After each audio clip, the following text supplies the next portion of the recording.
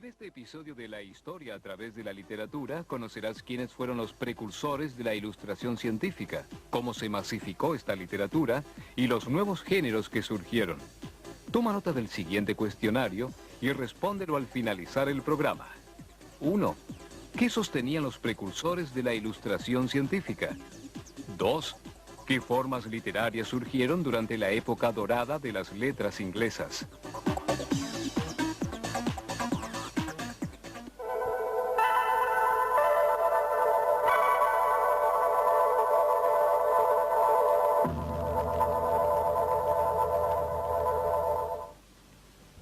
La historia a través de la literatura.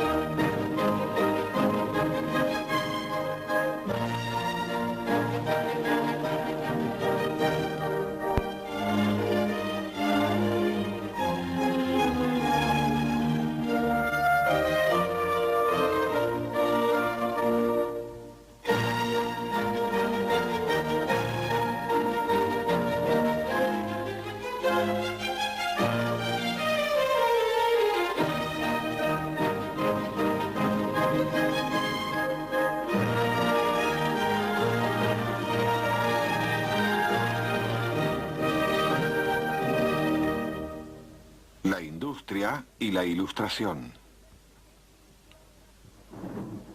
Una noche de junio de 1752, en una colina en las afueras de Filadelfia, Pensilvania, un hombre llamado Benjamin Franklin remontó una cometa durante una tormenta y probó que el rayo es electricidad.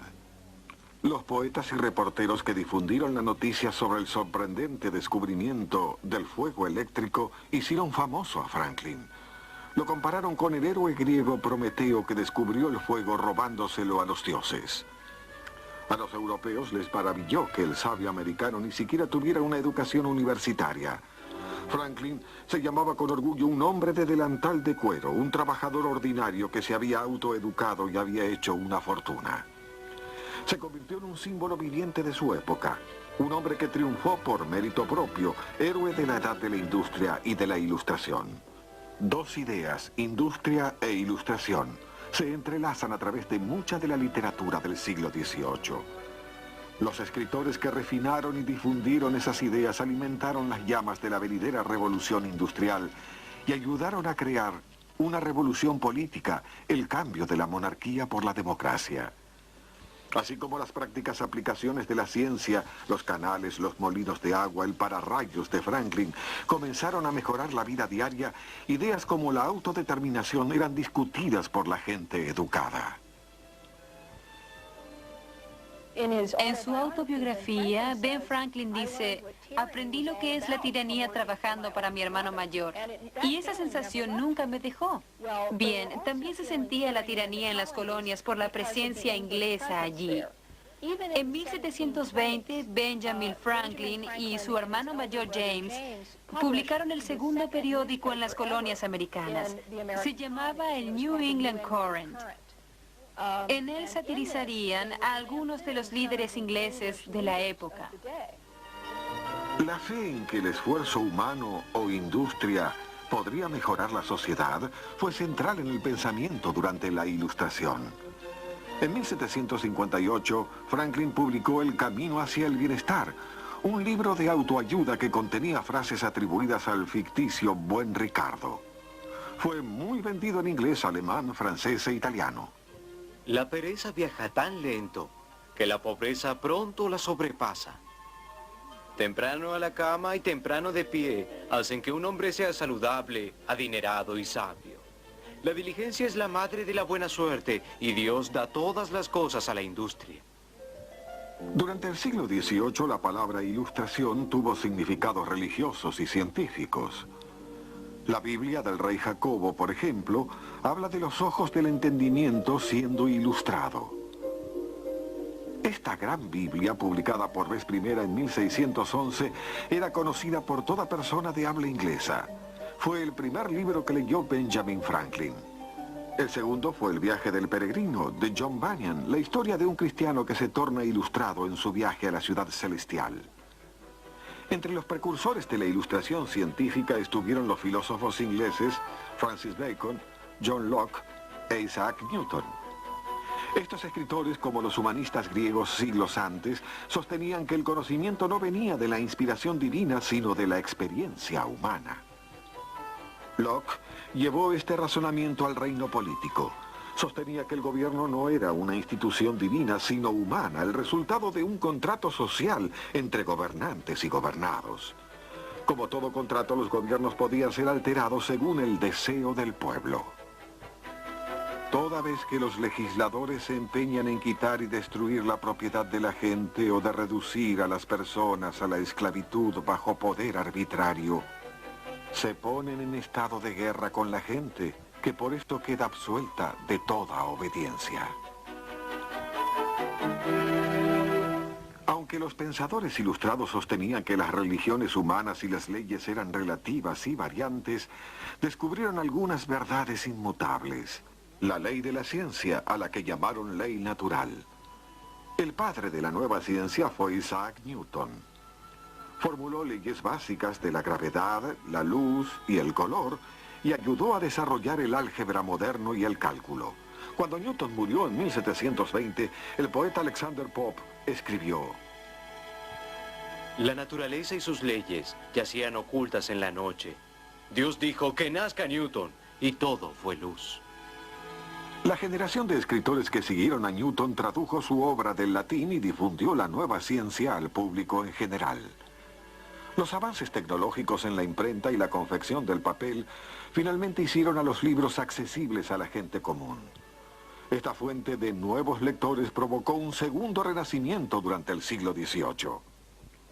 Muchos de los pensadores en la Ilustración se remontaron a los antiguos griegos y romanos y se preguntaron ¿en qué pensaban y cómo podemos usar eso para entender nuestra época? Y en la Ilustración, el énfasis no está puesto en la intensidad de la religión, sino en el hombre. La ciencia quitó la atención en la religión y los misterios y solo Dios conoce el universo. De eso se trata el humanismo. Los humanistas como Pope creían que la felicidad individual era un objetivo humano valedero y que la razón era el mejor camino para alcanzarla. Él hace que la idea de la razón parezca furtiva, sorpresiva y explosiva. Aquí tengo 4 líneas de ensayo sobre el hombre. Noten al final lo que hace con las palabras. Toleramos y osamos. Oh felicidad, objetivo y propósito de nuestro ser. Provecho, placer, serenidad, contento, cualquiera que sea tu nombre, ese algo impulsa tu eterno suspiro, por el cual toleramos vivir u osamos morir. Los humanistas también favorecieron la libertad de culto.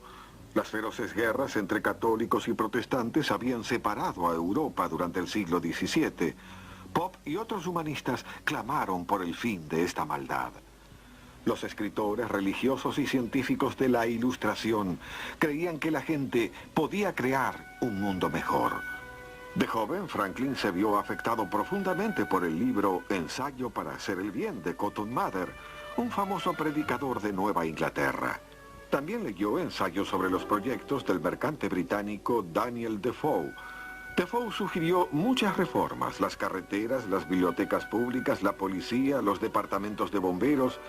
Años después, en Filadelfia, Franklin y sus amigos implementaron muchas de las ideas de Defoe. ¿Qué significa esperar y desear tiempos mejores?, preguntó el buen Ricardo. Podemos hacer que estos tiempos sean mejores si nos movemos. Los escritores muchas veces expresaron ideas a través de cartas privadas. Sabían que sus cartas serían compartidas con individuos de igual parecer. Esta acción finalmente generó una revolución. Sus ideas revolucionarias incluyeron la libertad de expresión, el gobierno representativo, el comercio libre y los impuestos justos. Los comerciantes británicos, holandeses y alemanes estaban interesados en hacer y mantener sus ganancias. Con su capital mancomunado, Las compañías privadas invertían en proyectos como los canales y fundiciones que aplicaban lo último en tecnología científica. Inglaterra promovió muchas de las invenciones más importantes: la barrena mecánica sembradora de Jethro Tull, el proceso de fundición para el hierro, la máquina de vapor, el tipo de metal caliente para imprimir, la lanzadera voladora para el tejido mecánico. El bienestar creado por los avances tecnológicos, especialmente en agricultura, hicieron de Holanda y Gran Bretaña la envidia de otras naciones. En Francia, los escritores de la Ilustración formaron un grupo llamado los filósofos. Mucha de su energía estaba dedicada a hacer que Francia alcanzara los niveles económicos holandeses y británicos. Unos pocos gobernantes europeos fueron lo suficientemente visionarios como para mejorar sus manufacturas e invertir en búsquedas científicas. Voltaire, el más famoso de los filósofos, se refirió a esos gobernantes como déspotas ilustrados. Esa adulación fue necesaria para asegurar la aprobación real, sin la cual nadie tenía permitido escribir. Aunque soñaban con una sociedad más libre, los filósofos, como la mayoría de los escritores europeos, vivían bajo una monarquía absoluta. La palabra del rey era la ley y su religión el culto oficial. Aquellos que escribían a favor de la libertad religiosa se arriesgaban a la ira real. Muchos volúmenes de la enciclopedia de Denis Diderot, una obra maestra de la literatura francesa, fueron confiscados y quemados por orden real porque contenían ensayos liberales sobre arte, política y religión. El humanismo ilustrado ofendió a muchas personas religiosamente conservadoras. Creían que la salvación obtenida al llevar a cabo la voluntad de Dios y no la felicidad personal sería el objetivo de la humanidad. La ciencia ilustrada también cambió la religión porque utilizó leyes científicas de la voluntad de Dios para explicar eventos naturales. En 1755, un importante terremoto sacudió el oeste del Mediterráneo. En Lisboa, Portugal, murieron más de 60.000 personas. Luego entró en erupción el monte Etna en Italia, matando a varios miles más. Estos hechos generaron meses de debates acerca de si esos desastres eran signos de la cólera divina. Para Voltaire, el terremoto de Lisboa sirvió para cuestionarse no solo la idea cristiana de un Dios benévolo, también la idea ilustrada de confiar en el esfuerzo humano y la ley natural. Estas frases son parte de un soneto acerca del terremoto escrito por Voltaire.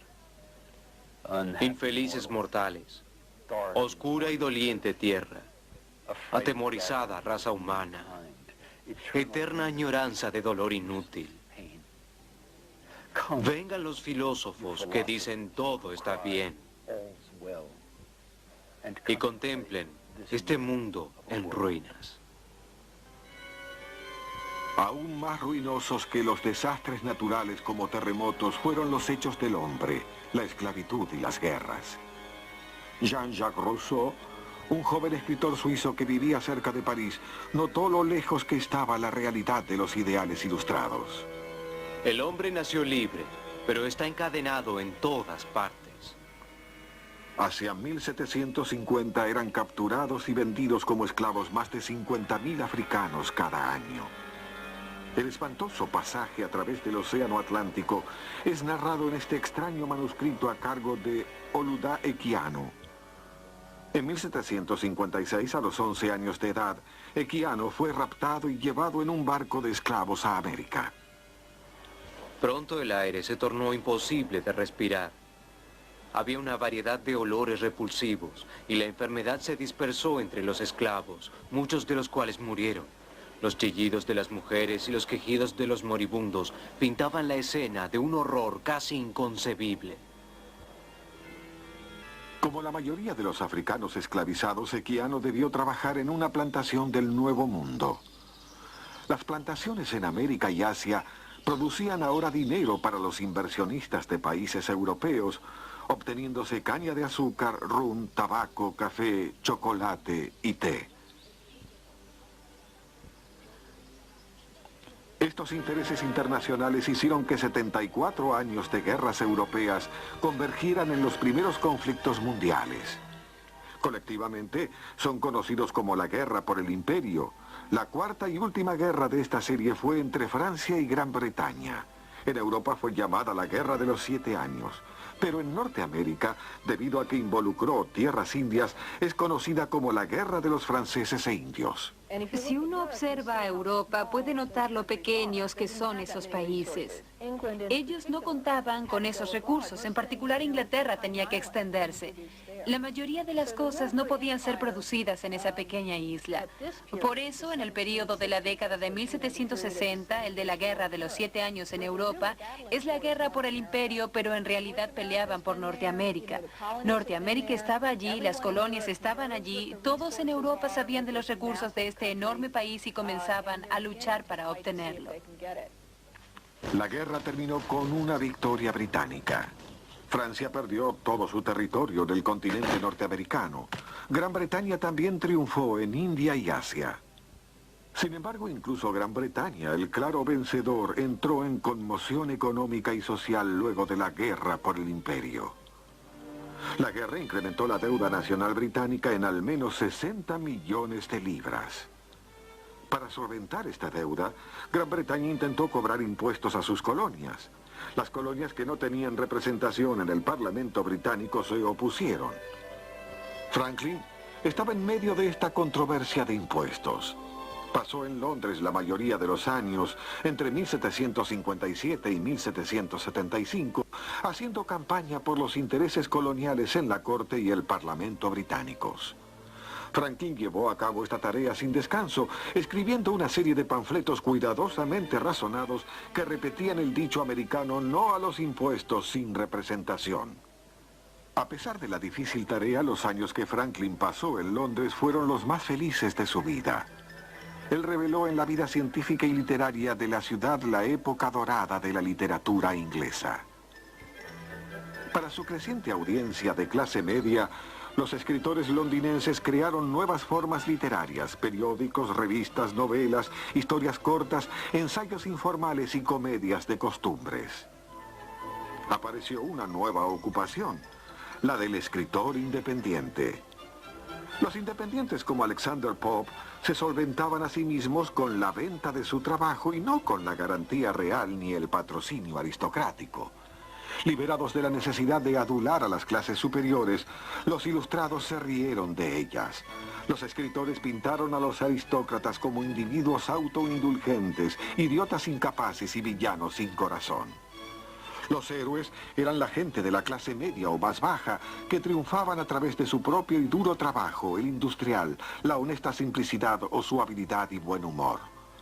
Esos héroes fueron creados por Daniel Defoe en Robinson Crusoe, Jonathan Swift en Los viajes de Gulliver, Samuel Richardson en Pamela o La virtud recompensada, Henry Fielding en La historia de Tom Jones, un expósito, y por Tobias Molleten en Tristram Shandy. Las obras más populares eran las comedias de costumbres como Los rivales de Richard Brisby Sheridan. Estas obras se mofaban de la nobleza y de la gente de la clase media que tenía aires aristocráticos. La falta de respeto por las clases superiores también invadió la escritura más seria. Por ejemplo, la historia del declive y caída del Imperio Romano de Edward Gibbon culpaba por la caída de Roma a la corrupción de sus clases gobernantes. Y el Diccionario de la Lengua Inglesa del Dr. Samuel Johnson definió a un patrocinador como un desdichado que solventa con insolencia y se le paga con adulación. El Dr. Johnson fue sujeto de otra obra maestra literaria, La vida de Samuel Johnson, por James Boswell, el primer biógrafo moderno. La Londres del siglo XVIII a menudo es llamada la Londres del Dr. Johnson. El libro de Boswell inmortalizó al Dr. Johnson y a su círculo. Como Londres, otras capitales europeas incluían crecientes grupos de escritores y lectores de clase media. En Francia, Pierre de Beaumarchais representó lo máximo en literatura antiaristocrática en su obra de 1765, El barbero de Sevilla. Fígaro, un taimado bribón que burla a sus superiores sociales a cada paso. Para cada obra, libro o revista que salía de las imprentas ilustradas, se dedicaban docenas de panfletos. Un panfleto pequeño era tan económico que casi cualquiera podía imprimirlo. Los escritores debatían los asuntos públicos con guerras de panfletos. El doctor Samuel Johnson, por ejemplo, contrarrestó los argumentos proamericanos de Franklin con un panfleto que decía impuestos frente a la tiranía. El doctor Johnson, un declarado enemigo de la esclavitud, se burlaba de las demandas coloniales de más libertad. ¿Cómo es posible que escuchemos los gritos más fuertes pidiendo libertad entre quienes manejan a los negros? La Londres del doctor Johnson fue donde nació la abolición, un movimiento internacional para terminar con la esclavitud. Franklin siempre se había opuesto a la esclavitud, pero solo después de vivir en Londres se dedicó activamente a esa causa. Muchos panfleteros abolicionistas también apoyaron otras causas radicales, tales como la independencia de Irlanda, votar por los derechos de la gente que no tenía propiedades, derechos civiles para las mujeres y redistribución de tierras. Millones de campesinos y propietarios de granjas pequeñas fueron forzados a abandonar sus tierras durante el siglo XVIII debido a la tecnología que hacía escasear el trabajo de campo. Lo que prevalecía en Europa en ese momento era un concepto llamado primogenitura. Esto significaba que si una familia poseía una propiedad, solo el hijo mayor podía heredarla. Es decir, que los hijos menores no heredaban nada. Si podían, iban a la milicia o iban a la iglesia y se convertían en predicadores, o también podían ir a una de las colonias y hacer su propia fortuna. Entonces muchos vinieron a América. Entre 1750 y 1775 llegaron unas 250.000 personas a América provenientes de las Islas Británicas y el norte de Europa. Esta ola gigante de inmigración empujó la frontera colonial por encima de los montes Apalaches hacia el territorio indio. La seguridad de los colonizadores se convirtió en una preocupación importante durante la guerra de franceses e indios. El Parlamento envió soldados británicos para que protegieran sus intereses y lucharan contra los franceses que querían la tierra para comercializar pieles con los indios. Luego los soldados se quedaron para proteger la frontera. Gran Bretaña insistió en que los colonos pagaran impuestos para solventar a los soldados. Sin consentimiento ni representación, los colonos se enfurecieron al tener que pagar impuestos. Desde el comienzo de la Revolución Americana, Franklin trabajó duro para evitar la guerra entre Gran Bretaña y sus colonias. Para 1775 se dio cuenta de que había fallado. A fines de marzo, Franklin abordó un barco hacia América evitando por poco que lo arrestaran por traición. En tanto se producían los primeros disparos en Lexington y Concord. Sostenemos estas verdades para que quede en evidencia que todos los hombres fueron creados iguales, que su creador les otorgó derechos inalienables entre los que están la vida, la libertad y la búsqueda de la felicidad. Todos debemos estar unidos, o seguramente moriremos separados. El éxito de la Revolución Americana restauró el optimismo de la Ilustración francesa. Los escritores franceses ahora se atrevían a ser más radicales. Thomas Paine, cuyos panfletos La crisis norteamericana y El sentido común habían conseguido apoyo para la Revolución Americana, fue a Francia a distribuir copias de su nuevo panfleto, Los derechos del hombre. En tanto, Franklin moría el 17 de abril de 1790. La Revolución Francesa cobraba vida. El 14 de julio de 1789, una turba radical irrumpió en la Bastilla, una prisión real, e inició 15 años de guerra, derramamiento de sangre y violencia. Mientras en Francia se intensificaba la revolución política, llegaba a Estados Unidos y a Europa la revolución industrial. Las nuevas fábricas impulsadas por el vapor comenzaban a consumir los bosques del norte. Los escritores comenzaron a advertir que la ciencia, con todo su beneficio para la sociedad, era un monstruo que podía descontrolarse. Después de todo, en la mitología griega, Prometeo robó el fuego divino y luego debió sufrir las consecuencias. En Estados Unidos, los precursores empujaban la frontera hacia el oeste. Las nuevas invenciones, la desmontadora de algodón, el telar que funcionaba con vapor, elevaron la demanda del algodón del sur, lo cual a su turno incrementó la demanda de tierras y esclavos. El sur que ellos habían pensado como un jardín del Edén, que sería puro, contrariamente a las corruptas ciudades del noreste o a las corruptas ciudades europeas, tenía una serpiente. Y esa serpiente era la esclavitud. Es lo que con el tiempo terminaría con el sur. A 50 años de la muerte de Benjamin Franklin, su último esfuerzo de hacer el bien, terminar con la esclavitud, no se había concretado. El mundo rápidamente se volcaba hacia la industria, pero aún quedaba mucho tiempo para la Ilustración.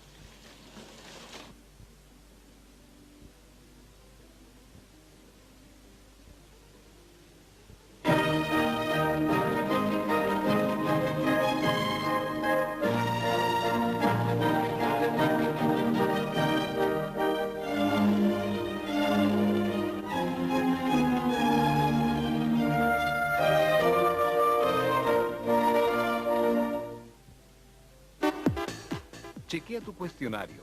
1. ¿Qué sostenían los precursores de la Ilustración científica? 2. ¿Qué formas literarias surgieron durante la época dorada de las letras inglesas? Respuestas. 1.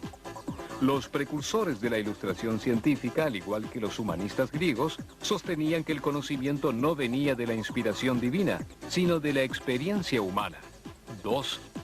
Durante la época dorada de la literatura inglesa, los escritores londinenses crearon nuevas formas literarias para el público de clase media.